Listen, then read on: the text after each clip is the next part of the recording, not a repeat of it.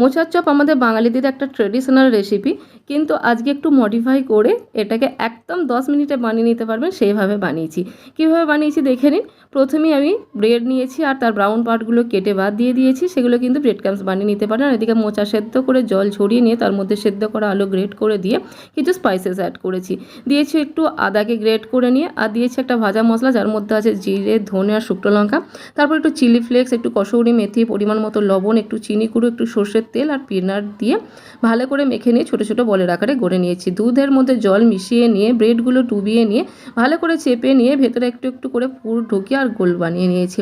তারপর এগুলো তেল ভালো মতো গরম করে নিয়ে হাই ফ্লেমে আর হাই হিটে কিন্তু একদম ভেজে নিতে হবে গোল্ডেন ব্রাউন করা পর্যন্ত। মাঝে অবশ্যই একটু অ্যাডজাস্ট করতে হবে ক্রিস্পি হওয়ার জন্য। তারপর এগুলোকে তুলে নিয়ে গরম গরম সার্ভ করুন, খেতে জাস্ট দারুণ লাগে। আপনারাও বাড়িতে ট্রাই করুন। ভালো লাগলে please like, comment, share, subscribe and follow করে দেবেন। টাটা।